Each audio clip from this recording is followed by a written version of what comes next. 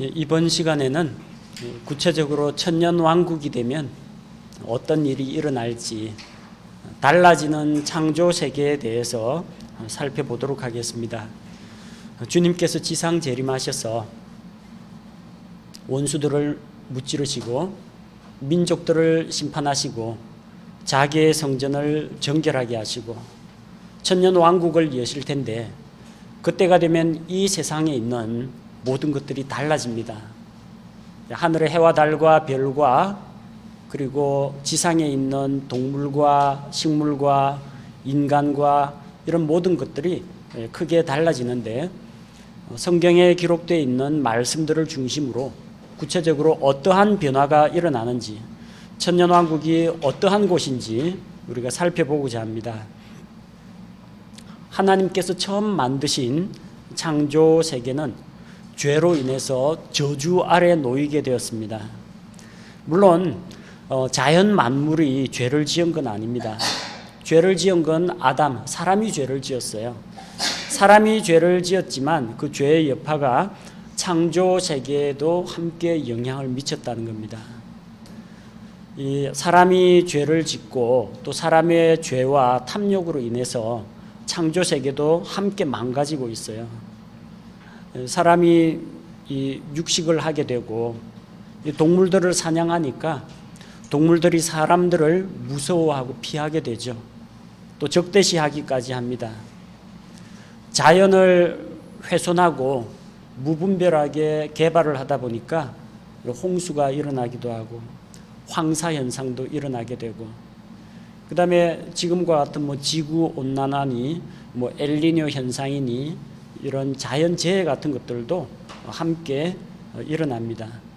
지구가 병들었다라고 하는데, 하나의 지구가 독립적인 인격체로 병든 게 아니라 사람에 의해서 훼손되고 오염되고 함께 신음하는 겁니다. 아담이 죄를 지었을 때 하나님께서 심판을 하시면서 창세기 3장 17절에 이제 땅은 너로 인하여 저주를 받았다고 했습니다. 땅이 저주를 받았습니다. 열심히 농사를 지어도 옛날만큼 소출을 내지 않습니다. 가시와 엉겅퀴를 내게 됩니다. 아담의 죄의 여파로 창조물들 역시 힘든 상태에 있습니다. 로마서 8장 20절에서 22절 말씀해 보니까 창조 세계가 함께 신음하고 병들어 있는 걸 보여줍니다. 19절에 창조물이 간절히 기대하며 기다리는 바는 하나님의 아들들이 나타나는 것이니라. 하나님의 아들들로 이 세상이 가득해지는 그런 때가 옵니다.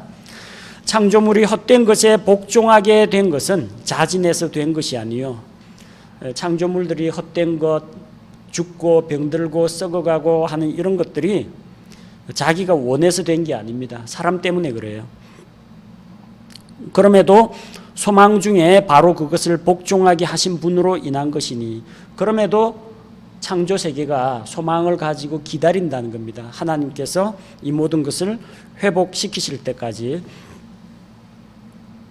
이는 창조물 자신도 썩음의 속박에서 해방되어 하나님의 자녀들의 영광스러운 자유에 이를 것이기 때문이라. 사람만 구원받는 게 아니라 창조 세계 역시 영광스러운 자유에 이르게 된다고 했습니다. 또 온 창조 세계가 지금까지 함께 신음하며 고통 중에 산고를 치르는 줄을 우리가 아나니. 신음하고 고통 가운데 있습니다. 창조 세계가 병들어 있습니다. 창세기 9장 2절에서는 동물들이 사람들을 무서워하고 피하고 또 공격하는 것, 이것 역시 사람과 자연과 이 조화로운 관계가 깨어졌기 때문입니다. 하나님하고 사람 사이에 죄로 인한 그런 장벽이 생기니까 또 하나님이 만든 창조 세계와 사람 사이에도 이런 갈등이 일어나는 겁니다. 그런데 예수 그리스도께서 다시 오시면 창조 세계가 회복이 됩니다. 죄로 인해서 타락과 저주와 형벌이 찾아왔기 때문에 만약 이 사람들의 죄의 문제가 해결이 된다면 저주와 형벌도 함께 끝이 난다는 겁니다. 요한계시록 22장 3절에서 이제 다시는 저주가 없으며 죄의 저주가 사라집니다. 또한 예수님께서는 아담이 잃어버린 그 땅에 대한 권리를 되찾으십니다.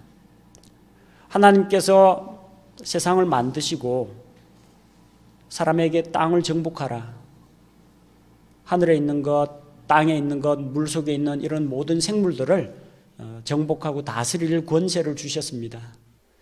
아담은 동산직이었습니다. 소유자는 하나님, 하나님이 아담에게 위탁을 했어요. 그런데 사람이 하나님의 말씀에 귀를 기울이지 않고 마귀에게 순종함으로 말미암아 세상에 대한 통치권이 마귀에게로 넘어갔습니다. 너희가 누구에게 순종하든지 그 순종함을 받는 자의 종이 되는 줄을 너희가 알지 못하느냐. 사람이 자발적으로 마귀의 종이 되었어요. 종은 재산권 없습니다. 종이 가지고 있는 모든 것은 주인의 것입니다. 마귀가 가져갔어요. 누가복음 4장에서 마귀는 예수님에게 온 천하 만국의 영광을 보여주면서, 세상의 영광을 보여주면서 이것이 내게 넘겨졌으므로, 통치권이 자기에게 넘겨졌다고 이야기합니다. 그러나 이제 예수님께서 부활하시고 승천하시고 다시 오심으로 말미암아 이 모든 권리를 되찾으십니다. 마태복음 28장 18절, 예수님께서 부활하신 이후에 사망 권세 깨뜨리시고 마귀의 권세를 심판하시고 승리하시고 부활하셔서 하늘과 땅에 있는 모든 권능을 내게 주셨으니, 땅에 대한 권능이 누구에게 있어요? 이 세상 통치자가 쫓겨나고 예수 그리스도에게 있습니다. 그런데 그걸 실제 행사하러 오실 때가 예수님의 지상재림 천년왕국 시대입니다. 시편 2편 8절에서 하나님께서 말씀하십니다. 내게 구하라. 내가 땅의 맨 끝 지역들을 내게 소유물로 주리라. 땅끝까지 예수님에게 소유물로 주시고 예수님이 철장 권세로 사람들을 다스리게 됩니다. 그리고 창조물들도 예수님께서 이 창조 세계를 회복하실 때가 되면 썩음의 속박에서 해방되어서 하나님의 자녀들의 영광에 함께 참여하게 된다고 했습니다. 구체적으로 어떤 변화가 일어나느냐? 천체의 변화가 일어난다고 했습니다. 히브리서 12장 26절, 주께서 땅과 하늘을 뒤흔드신다. 이전에 주께서 땅을 흔드신 적이 있습니다. 언제 흔드셨어요? 노아 홍수 당시에 땅이 크게 흔들렸습니다. 땅의 기초들이 흔들리고 땅 속에 있는 지하수들이 뿜어져 나오고 땅에 대해서 물로 심판을 하셨죠. 또 언제 땅이 흔들렸습니까? 주께서 이스라엘 백성과 언약을 맺고자 시내산에 강림하실 때 하늘이 천둥과 번개, 비를 내리고 땅이 흔들리고 이스라엘 백성이 크게 두려워했습니다. 히브리서 12장에서는 그때를 떠올리면서 이제 땅뿐만 아니라 주께서 땅과 하늘을 흔드실 것이라고 했습니다. 그렇게 흔드는 것으로 인해서 천체의 변화가 생기고 또 지구의 환경, 기후가 달라질 수 있다는 겁니다. 예수님께서 지상 재림하기 전에 하늘에 표적이 나타난다고 했죠. 해와 달이 어두워지고 하늘에 있는 권능들이 흔들릴 것이라고 했습니다. 자, 그런 천체의 변화가 찾아옵니다. 또한 천체의 밝기에 변화가 찾아옵니다. 이사야 30장 26절에 보니까 그때 달빛은 햇빛 같고 햇빛은 7배나 되어 7날의 빛 같으리라. 햇빛이 대단히 밝아진다고 했어요. 자, 이것은 뭐 지금보다 7배 기온이 뭐 올라간다 그런 이야기는 아니고요. 밝기를 이야기하는 겁니다. 햇빛이 밝으면 어떤 일이 일어날 것 같아요? 식물들이 잘 자랍니다. 그리고 태양으로부터 오는 이제 좋은 광선들에 의해 가지고 몸에 해로운 이런 것들을 일광소독이라고 그러죠. 자, 그래서 사람들에게 이로운 말라기의 표현을 빌자면 치료하는 광선을 바라는 의로운 태양이 떠오른다고 했습니다. 천체 밝기에 변화가 생긴다는 겁니다. 달빛은 역시 햇빛을 반사하기 때문에 이 달빛도 밝아지겠죠. 뭐 밤과 낮이 없는 그런 세상은 아닙니다. 여전히 이 지구에서의 생활이고요. 하늘들에 있는 해달별 그대로입니다. 물에도 변화가 생깁니다. 환란기 중에 있었던 그런 재앙들 가운데 물에 대해서 심판하신 재앙들이 있죠. 계시록 8장 8, 9절에 보니까 둘째 나팔을 부니까 바다의 3분의 1이 피가 되고 바다에 있는 생물 3분의 1이 죽었다고 했습니다. 그리고 이어지는 셋째 나팔에서 쑥이라는 별이 물에 떨어져서 물들의 3분의 1이 쓰게 되어서 사람들이 마실 수 없게 된다고 했습니다. 자, 바다가 오염이 되고 물들의 근원이 오염이 됩니다. 자, 둘째 병, 셋째 병 심판에서도 겹치죠. 나팔하고 겹칩니다. 바다가 피처럼 되어 모든 살아있는 혼이 바다에서 죽었다고 했습니다. 적조 현상 같은 걸 이야기할 수도 있습니다. 여기는 피가 아니라 피처럼이라고 했기 때문에 피와 같이 붉어졌다는 이야기입니다. 적조가 일어나면 어떻게 되죠? 물속의 산소 공급량이 급속도로 줄어듭니다. 물속에 있는 어패류들이 호흡을 할 수가 없어요. 물속 산소 농도가 떨어지면 죽습니다. 물고기하고 조개들이 집단 폐사하게 되면 이제 물이 썩어가게 됩니다. 이 세상이 이렇게 오염이 되는 겁니다. 계시록 16장 4절 셋째 병 심판은 셋째 나팔하고 비슷합니다. 강들과 물들의 근원이 피가 되어서 맑은 물을 마시지 못한다. 나팔 심판에서는 물들이 쓰게 되어서 마실 수 없게 된다고 했는데 식수가 오염이 되는 걸 말합니다. 바다뿐만 아니라 이 담수층도 육지에 있는 강이나 운물이나 시내나 이런 것도 다 오염이 된다고 했습니다. 자, 그렇게 오염되어 있는 그런 물, 오염되어 있는 자연, 이걸 가지고는 천년왕국의 평화로운 시대를 열 수가 없습니다. 그래서 이 물들을 치료하는 그런 치료하는 작업이 먼저 일어나게 됩니다. 자, 그때 예루살렘에서 생수가 바다로 흘러 들어갑니다. 스가랴 14장 8절 말씀을 보니까 그날의 생수가 예루살렘에서 나가되 그것의 반은 앞바다로 그것의 반은 뒤바다로 나갈 것이요 여름에도 겨울에도 그러하리라. 예루살렘에서 앞바다 뒷바다라고 하는데 각각 어느 쪽이에요? 어느 쪽을 이야기합니까? 요르단강을 거쳐가지고 이제 사해로 들어가는 사해 바다가 있고요. 그 다음에 또 어느 쪽이 있어요? 지중해 쪽이 있습니다. 예루살렘에서 생수가 흘러나와가지고 이 바다로 들어가면은 바다가 치유가 된다는 겁니다. 지금 사해는 사람이 들어가면은 물에 둥둥 뜬다고 합니다. 염분 농도가 상당히 높고 그 안에 온갖 것들이 다 들어있어요. 뭐 유황이라든지 금이라든지 그야말로 지하자원의 보고라고 할 정도로. 근데 물이 사람 마시는 그런 물은 아닙니다. 왜냐하면 이 물이 계속해서 요르단강으로부터 들어오는데 사해에 고여가지고 증발은 되긴 합니다만 물이 순환이 안 됩니다. 밖으로 빠져나가지 않습니다. 갈릴리 호수는 헤르몬 산에서 눈 녹은 물이 흘러 들어와가지고 갈릴리 호수에서 아래쪽 요르단강으로 흘려보냅니다. 계속 물이 흐르기 때문에 거기에는 물고기가 살고 어부들이 이제 그물질도 하고 그러는데 사해 바다는 왜 사해입니까? 그야말로 죽음의 바다입니다. 사해. 소금 바다라서 염해라고 부르기도 하죠. 그 바다가 치유가 된다는 겁니다. 그리고 지중해로도 흘러 들어가고 그 생수가 지중해를 통해 가지고 결국 전 세계로 바다로 다 물이 흘러나가게 된다는 겁니다. 우리 에스겔 47장에 보면은 성전 문지방 밑에서 물이 흘러나오고 조금 걸어가다 보니까 뭐 발목 무릎이 잠기고 조금 더 걸어가니까 허리가 잠기고 뭐 가슴까지 잠겨 나중에 헤엄치는 뭐 그런 물이 되었다 이야기 읽어본 적이 있죠. 예, 그게 진짜 비유나 상징이 아니라 성전에서부터 물들이 흘러나온다고 했습니다. 물들이 동쪽으로 흘러서 사막과 바다로 들어간다고 했습니다. 예루살렘에서 동쪽이면 어느 쪽이에요?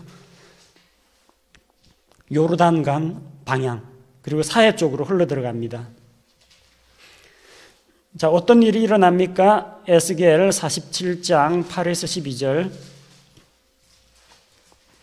물들이 일어놓은 곳마다 치유가 되어 생물들이 살고 번성하게 된다고 했습니다. 그래서 사해에서 지중해처럼 물고기가 많이 잡히고 강둑에는 나무들이 열매를 맺게 된다고 했습니다. 다시 생명을 찾는다는 이야기예요.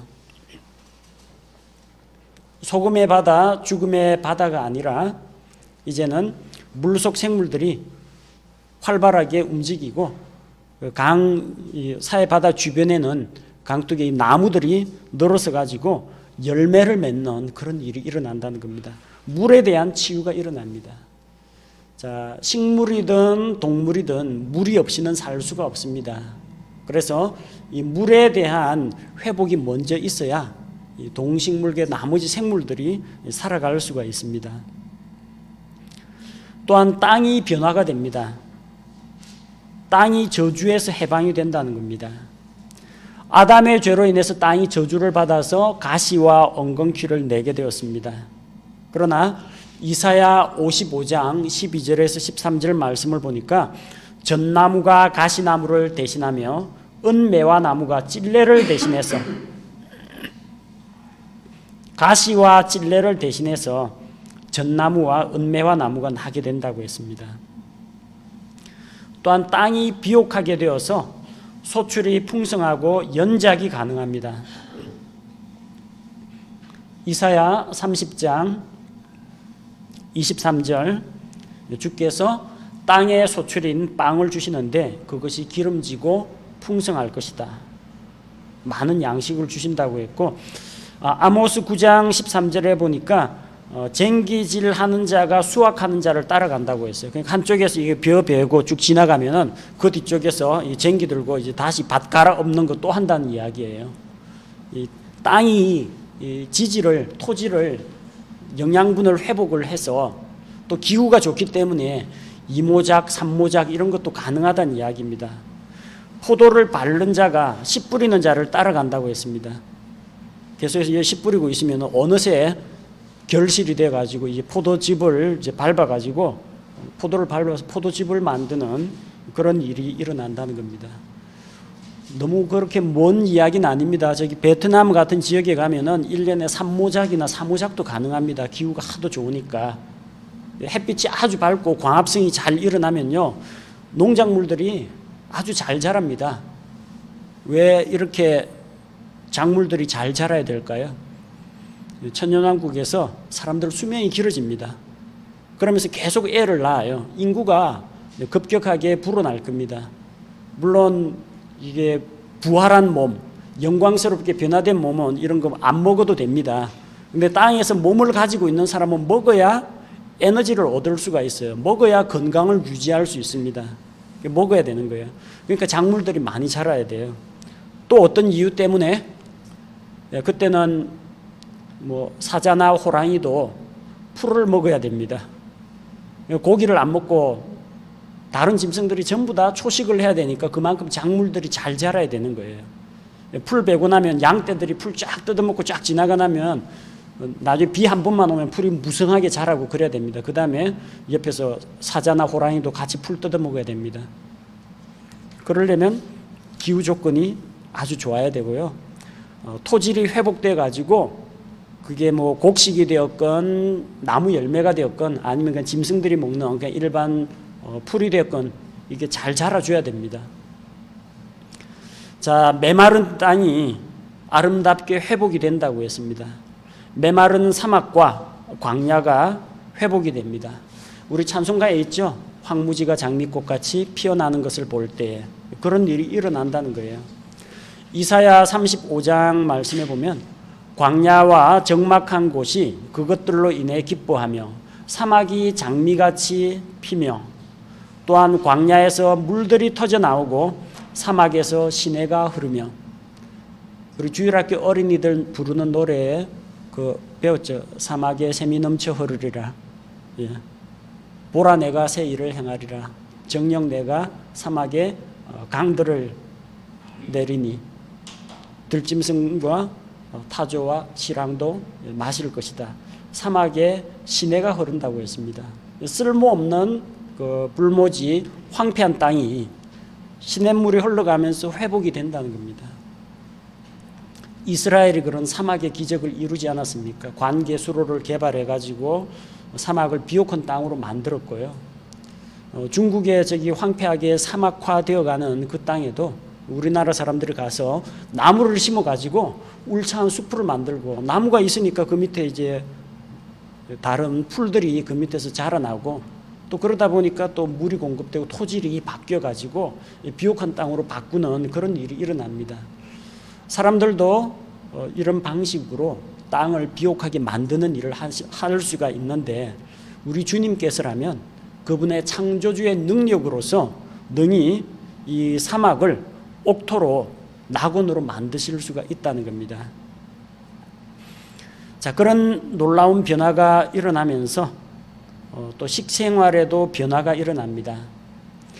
사람이 처음에 하나님으로부터 받은 음식은 창세기 1장 29절에 보면 모든 씨 맺는 속에 씨를 가지고 있는 채소와 또 그 씨를 가지고 있는 그 과일, 나무 열매를 사람에게 주신 겁니다. 특별히 그때는 주식이 과일 중심이었습니다. 하나님께서 에덴 동산에 있는 아담에게 뭘 주셨습니까? 동산에 있는 모든 나무에서 나는 것은 내가 마음대로 먹어도 되나?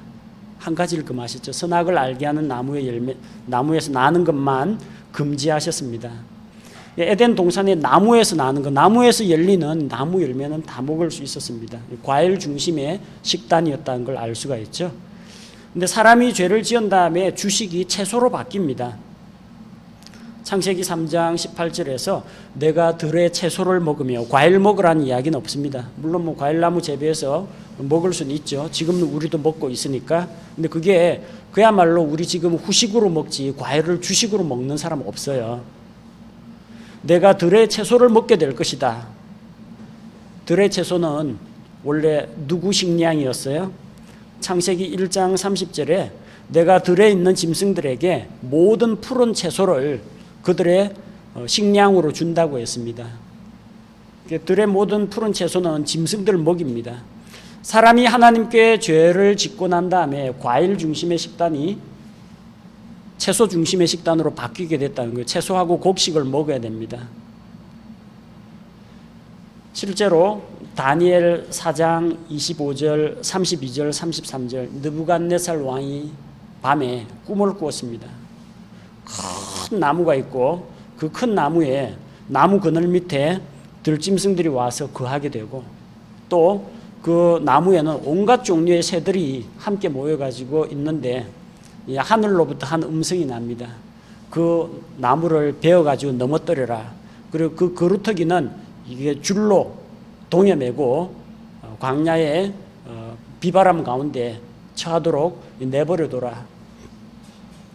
자, 그래서 그 말대로 나무가 쓰러지고 밑에 거하던 들짐승들과 새들이 떠나고 광야에 버려져 있는 그런 그루터기와 같은 게 되는데 이게 도대체 무슨 꿈이냐? 다니엘이 그 꿈을 해석을 해주죠.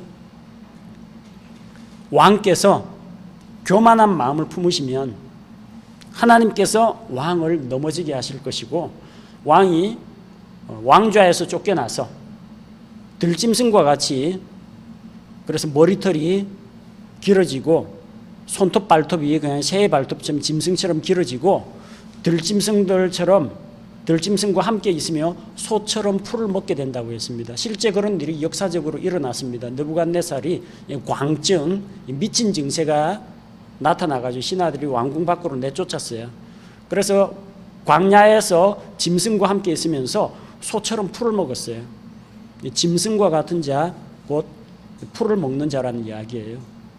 그런 일이 있었는데 이제 다시 하나님을 자기가 우러러보면서 모든 나라를 통치자를 임명하고 세우기도 하고 폐하기도 하시는 분이 하나님이시라는 것을 고백할 때 그의 정신이 다시 돌아오고 왕궁으로 돌아가니까 신하들이 자기를 이제 반겨줍니다. 자, 그 다니엘의 기록을 통해서 알 수 있는 것이 이 짐승과 같은 존재, 짐승의 음식이 풀이라는 걸 알 수가 있습니다. 사람이 죄를 지은 이후 멸망하는 짐승과 같이 되었다는 겁니다. 존귀에 처하나 깨달을 줄 모르는 사람은 멸망하는 짐승과 같고, 또 죄 가운데 살다가 죽는 그 사람은 결국은 태어나서 도살당하기 위해 태어난 그런 짐승, 어리석은 짐승과 같다고 했습니다. 자, 또 식단이 한번 바뀝니다. 노아 홍수 사건이 있고 나서 육식을 하게 됩니다. 온 지면에 이제 곡식이 없어졌어요. 다 물에 빠져가지고 썩고 부패하고 농사 지으려면 적어도 최소 6개월에서 1년은 걸려야 됩니다. 자, 부족한 식량, 노아의 방주 안에 남아있는 식량이 얼마나 되는지는 모르지만 그걸 가지고 계속 먹고 살기가 힘들기 때문에, 또한 노아 홍수 이후에 사람의 그 수명도 짧아지게 되죠. 체력도 떨어지게 되죠. 그걸 보충하기 위해서 하나님께서 육식을 허용하셨습니다. 그래서 창세기 9장 3절에 살아서 움직이는 모든 것은, 즉 동물은 너희에게 먹을 것이 될 것이요, 동물들을 먹을 수 있도록 허락을 해 주었습니다. 육식을 같이 하고 있습니다.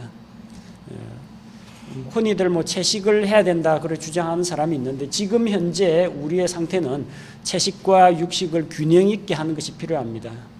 고기를 지나치게 탐해서도 안 되지만, 그렇다고 해서 무슨 영이 맑아진다라고 해서 돛 닦는 티베트 승려라든지 아니면 인도의 욕이라든지 불교의 승려들처럼 채식을 하는 것도 옳지가 않습니다. 영적인 싸움을 할 때는 반드시 고기도 같이 먹어야 됩니다. 대표적인 예가 엘리야입니다.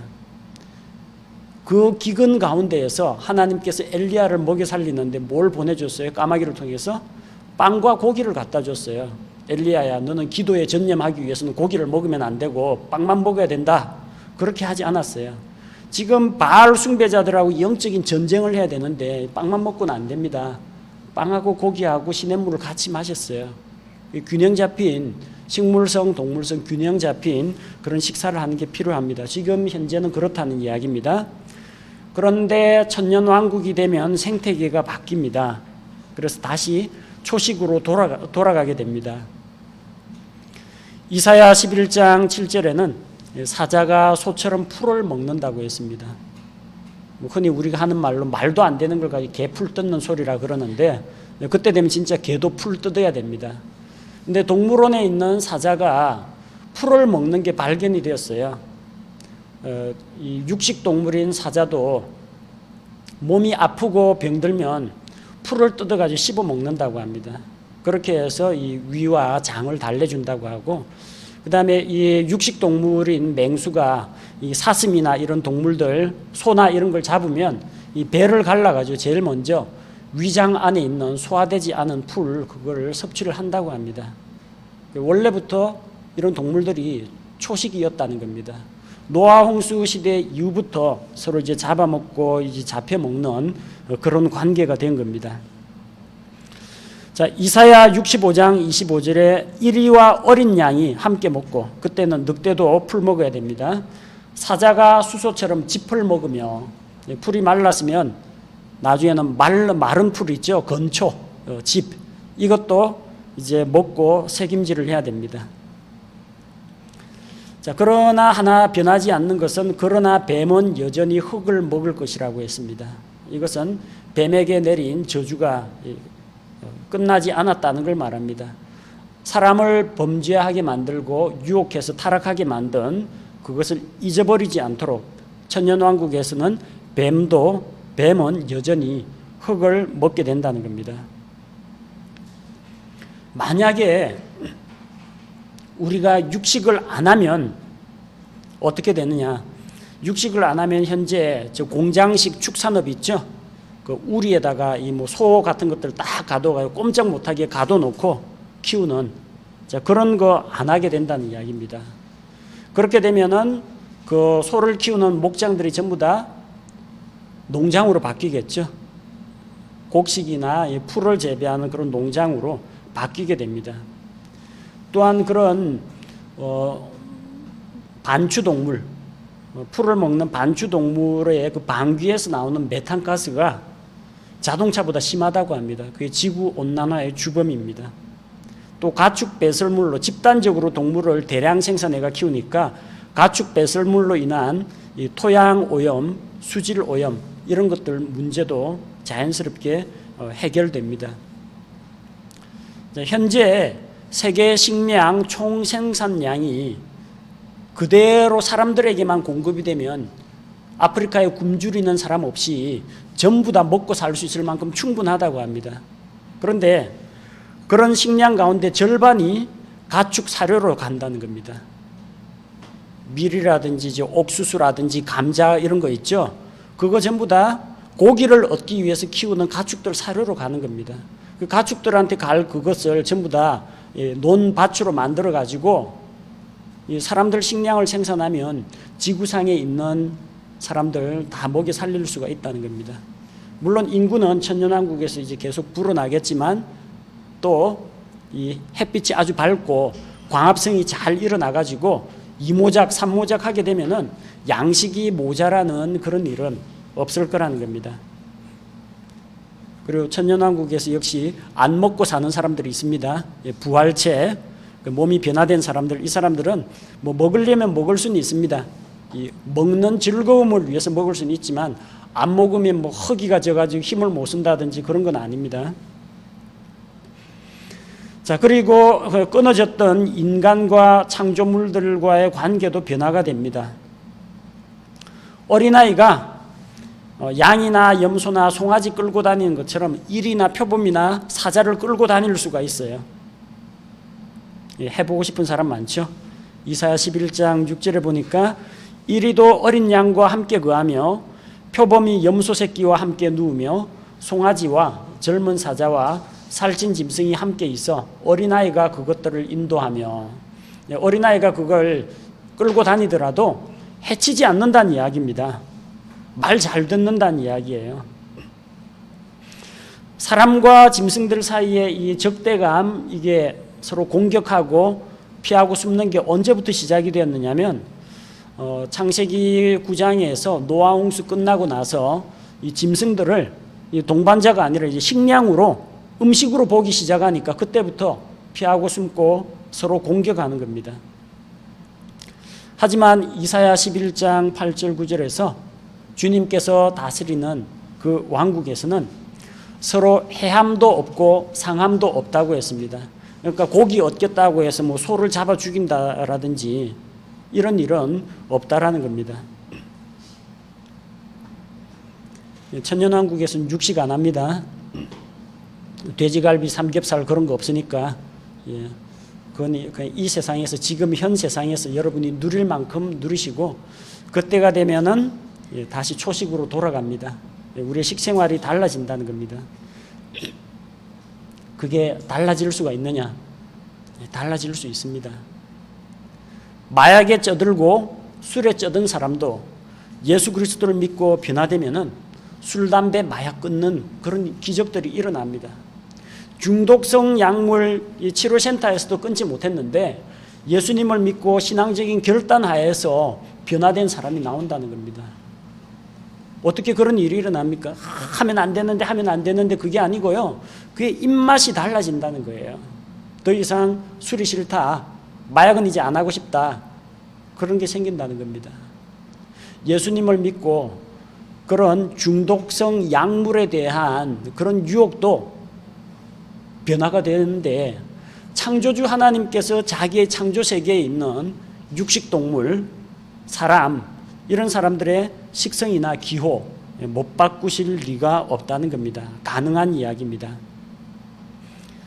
자, 그 다음으로 또 어떤 일이 일어나느냐? 인간 수명이 변화가 됩니다. 아담의 범죄로 인해서 사람의 몸이 죽음을 향해 달려가게 되었습니다. 아담은 그 자리에서 즉사한 것이 아니고 930세까지 살았습니다. 사실 살았다라고 하는데 죽음을 향해서 계속 늙어가고 있는 중입니다. 늙고 병들고 쇠해가는 그런 과정입니다.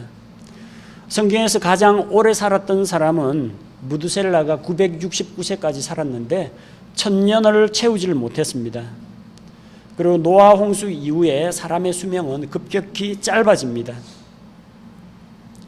짧아져서 시편 기자는 시편 90편 10절에서 일반적인 사람의 수명이 대략 한 70에서 80, 우리의 연수가 70이요. 강건하다고 할지라도 80 정도밖에 안 됩니다. 그 이후에는 거의 다 죽어가는 겁니다. 그런데 천년왕국에서는 기후와 생태계가 회복됨에 따라서 사람의 수명이 길어집니다. 사람과 자연과 동물이 조화를 이루게 되는 거예요. 그러니까 죽을 일이 없는 거죠. 예수 그리스도께서 의로운 법으로 공평과 정의로 다스리니까 억울하다 해가 분신자살하거나 목매 죽거나 그런 일이 없다는 겁니다. 또 주님께서 철장 권세로 엄격하게 법을 정해가지고 범죄자에 대해서 치료를 하기 때문에 재판에 봐주기라든지 백을 쓴다든지 이런 것도 안 되는 겁니다. 올바른 공평과 정의가 통하니까 사람들을 찔러 죽인다든지 해친다라든지 테러를 한다든지 이런 일이 없다라는 겁니다. 그러니까 사람들이 사고로 죽는 일, 이런 일이 없어요. 또한 이 자연 수명 자체가 길어집니다. 먹는 게 이제 육식을 안 하고 채식을 하게 되거든요. 곡식과 채소를 먹게 되면서 동물성 세포 이게 많이 흡수가 되면 동물성 음식을 많이 먹으면 노화가 빨리 옵니다. 육식을 많이 한 사람은 빨리 늙습니다. 근데 소식을 하고 채식을 하고 이러다 보면 몸의 건강, 몸의 균형도 다시 회복하게 됩니다. 그래서 하나님께서 처음 사람을 만드셨을 때 그런 몸과 같이 노아 홍수 이전 상태와 같이 건강을 회복하게 된다는 겁니다. 어느 정도 오래 사느냐? 이사야 65장 22절에는 사람의 수명이 나무의 수명처럼 길어진다고 했습니다. 우리 조선시대에 심었던 나무가 아직도 자라고 있는 수백 년 묵은 나무, 500년, 600년 그런 식으로 이야기하는데 거의 1000년 가까이 사는 그런 일도 일어날 수가 있습니다. 이사야 65장 20절에는 어린아이는 100세에 죽는다고 했습니다. 100세에 죽으면 어린 나이에 안 됐다 그렇게 생각한다는 겁니다. 우리는 100세 같으면 아이고 장수하셨네요.